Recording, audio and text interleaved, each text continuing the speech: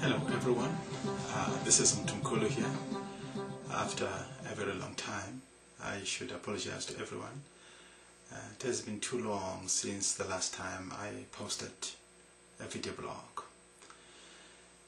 Due to circumstances beyond my control, I was not able to keep up with my YouTube duties, and here I am, hopefully to resume my duties of YouTube.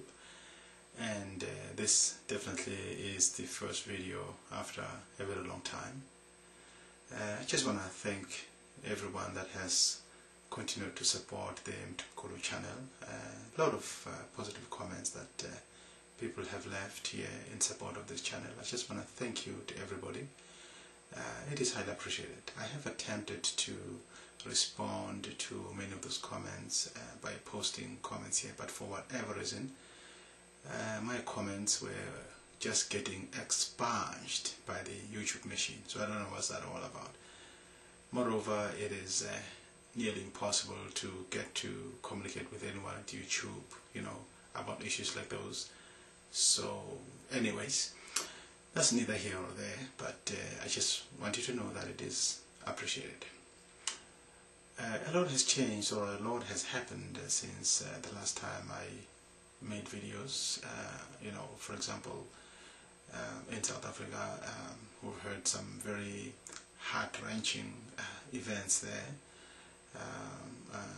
For example, the farmer who chained an African mother and father on a farm, chained them on top of the roof, exposing them to the elements, and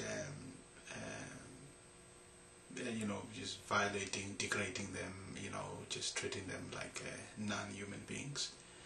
And also another heart-wrenching story, very disgusting for that matter, is the racist students at the University of Free State, in the Free State, who actually, abused the African workers there in the university.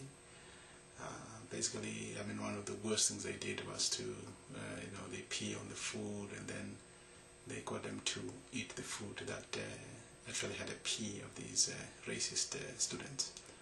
So I understand that they've since been arrested, including, of course, the first farmer that I told about, the one who chained, that he was also arrested. I don't know what's going on with that case, but that's what it is. So these are really a setback in what is otherwise a very exemplary dispensation of South Africa in ensuring and building a egalitarian society that is non-racist, non-sexist, where everybody can embrace everybody and move forward.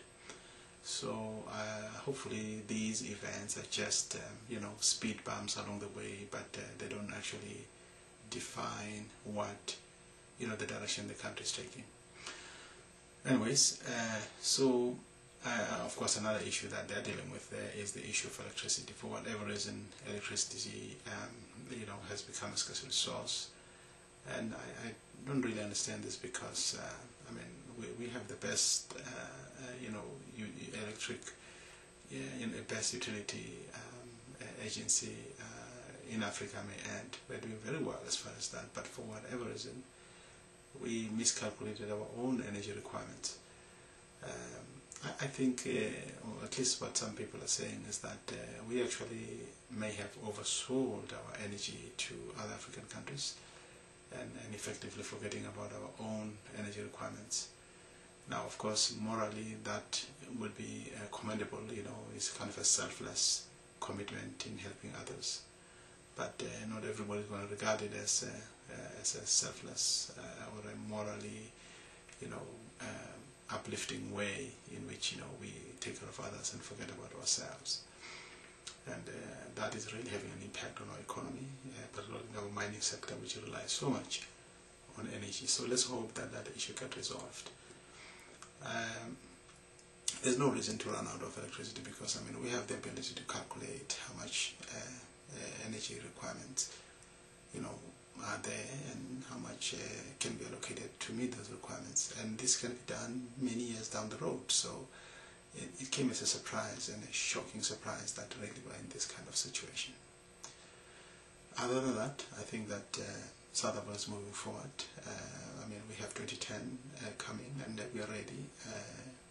I was in the country, of course, last year, and a lot of stadiums, lots of construction taking place there, and very impressive in terms of the preparations for the 2010. So we are on track, and I think our economy also is moving on the right direction. Just for some of you who don't know, before 1994, our GDP was $111 billion, and then today we are boasting more than $600 billion economy. So more than, which is pretty much half of Canada's GDP. So think about that. I mean, we just moved from an economy that was about twice the size of Botswana's GDP and apartheid to what is today, the biggest GDP in the continent, and definitely one of the biggest in European countries.